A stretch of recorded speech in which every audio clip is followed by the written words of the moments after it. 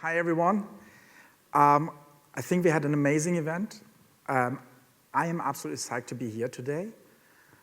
I call Cork my home since 16 years. This is the first big event I'm doing. I did events all over the world, Germany, London, wherever you send me. And having you here and seeing this outcome is amazing. That's what I want to say just very first. It's absolutely fantastic. But that makes me also much more nervous than in any other event I've ever been because this is home. Quick question. After you had the session with the Wi-Fi hacking, who actually thinks that they have to change their Wi-Fi settings at home? Hands up. One only? Wow, you must be secure. Okay, different question. After hearing now the difference between cyber-enabled and cyber-dependent, who of you is cyber-enabled? Who is well-funded? Oh, okay. We talk later. Okay, fantastic. Now I have just to figure out this clicker. There. So, actually, I'm a geek at the end. That's why I'm a CTO. And I thought I'd start off with this little picture. My girlfriend, when she saw me building the slide deck, said, "Is that your sock?" It is actually not. It's a picture of a movie called War Games. And I picked this very, very importantly because we heard today about all the different types of attacks. Nation states attacking. We hear about all the different kind of malware. Ransomware, still big on the go. The FBI just mentioned it again. If you pay ransomware, you more likely actually sponsor North Korea building nuclear weapons. This is something that we should keep in mind. We have much more of a responsibility. But we heard also about other things that throughout the whole presentation today that I heard, and lots of it was like, take me back to my time as a teenager back in the 90s. And I was reading cyberpunk novels. And Ronan mentioned how we evolved our technology and put some wires in the brain to control hardware or software. That is actually all being written in sci-fi, so we're living in the future. And I think the title, FutureTech, is a fantastic title. But another reason why I put War Games up is, oops, that button? Oh yeah, by the way, you see the little red angle there? This is where we modified the picture, so we can influence people with doing slide changes. Cyber warfare. The Russian hacker group, Sandstorm.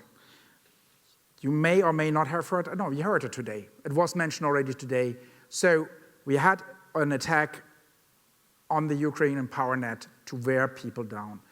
And I go a little bit back now into one thing. Being German, I have families that tell me about the past and how people try to wear out people by bombing cities. We're not bombing cities anymore. It goes much easier. We don't have to build the nuclear power. You remember the curve that was just mentioned by the FBI? It goes down. It's very easy to attack nations, attack people, and wear them down by turning off the power. Does anybody remember the attacks in Middle America, where actually the power networks went down for a couple of days? Nobody said it was a hack. Nobody declined it was a hack, and not a single nation state claimed anything. So I'm just wondering, is this just a coincidence, or was that actually something where somebody actually just tried out what would happen if we do this? Or was that already an attempt to destabilize a certain area in the world? We heard today about the skill gap. We have a huge problem in cyber industry. Actually, the attacks are going up. Those numbers that you see up there, sorry, I'm used to present in a small boardroom and I look always up there. But what we've seen is, technically speaking, the dwell time, the time that an attack actually is, an attacker is in an environment before it gets detected, is going down globally till 2018. Now, EMEA is behind it, actually. We are on 170 days, so you have 170 days, somebody in your environment looking at your data and deciding what they can do with it. Now, the scary bit is when we're looking at the statistics over the last couple of months, those numbers going EMEA-wide and globally up. Now think about when we talked about earlier about the other measurements that came from CrowdStrike, how long it takes from jumping from one machine to another. Let's put another number against it. Let's go back to our friends from Mandiant and FireEye. I believe the numbers have not changed over the last couple of years. Anytime we investigate an attack, it doesn't matter if it's us or anybody else, what we notice is lots of the system have no malicious code that are involved in the attack because I just need to open the door. As soon as I have your credentials, you're mine. I get in there. I do whatever I want. Actually, not me, but for example, our pen testers, they will be doing this. They are very good in it. The other problem that we have is actually the problem of employing people that are good in cybersecurity. Huge problem again, because it's going down. And we saw Digital Guardian mentioned 2018, that we have a 0% unemployment in cybersecurity. It's now 2019, 2020 are coming. I would say we have at the moment a minus 10% employment rate, because getting good people is hard. We have fabulous universities and fabulous colleges here in Cork, and I'm very delighted that we have a young graduate joined our team and becoming a permanent member of our team. A very bright-head guy. He knows the stuff. But what I noticed also during the interview process of all those, the experience to understand, and that's what was reflected in previously here, the gentleman sitting here, know your basics. If you don't know the basics of networking, the basics of computing, then cybersecurity will be a problem for you. The same is for your businesses.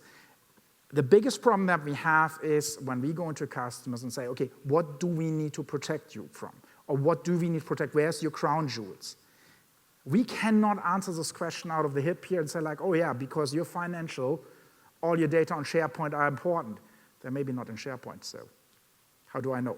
You need to tell us so that we can help you. That's a very important part. Communication is a much more important part, and I've seen this actually in the past, and actually I learned it through my journey now becoming a CTO with Smarttech. We always evaluate us in a certain way and see ourselves in a certain light, and here's a good example. For example, a CISO sees himself that the biggest value to the business is security guidance, while the board doesn't see it this way. And none of them is wrong, actually, because the board has many, many other problems to solve security-wise: physical security, financial security.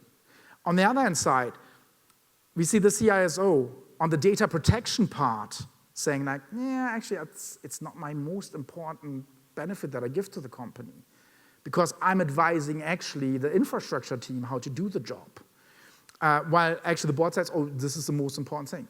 So you see, there is actually, everybody has a different perspective on cybersecurity, and everybody is commonly in a need to evaluate themselves and needs to be more transparent about what we really need and what we think and how we do it.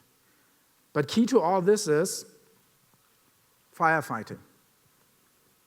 Who in the room thinks they're already threat hunting? No one.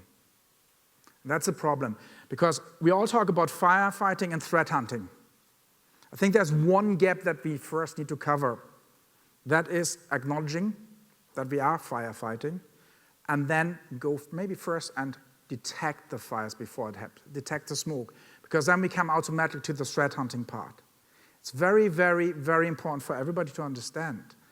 We are, as you saw earlier, in a cyber war. Nation states are attacking each other. We're still trying to get the small fires out, while someone maybe identified that you're in the supply chain to provide food, drink, financial services to an entity that is maybe involved with the government. You become a target. We all are targets. And I think the funniest thing that I heard today really was just one thing: the phone. Are you sure nobody's listening?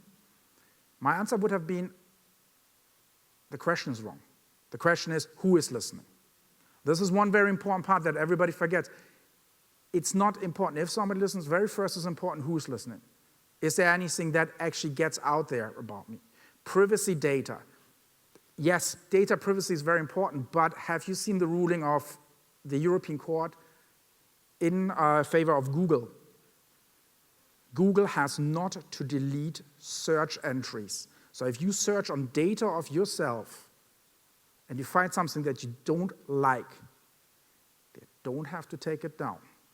You can go in and say, oh, please remove that. But if the data stays in another country like the United States or India or China, wherever it is found, Google doesn't have to remove that. They just have to geo-block it in EMEA. If you have a VPN and connect to the US, or you call a friend in New York and say like, hey, Google this guy, and they find this data, it's still there. It's our own responsibility to take care of ourselves. The same that our governments are responsible to help us. And very, very important, I'm running out of time already, but it is also important that we, as the board, the C-level, the single employees, are responsible for the data of our companies. We are responsible to be respectful of that. It's all that we need to do. And common sense and sticking to the basics is the start of going from firefighting to threat hunting.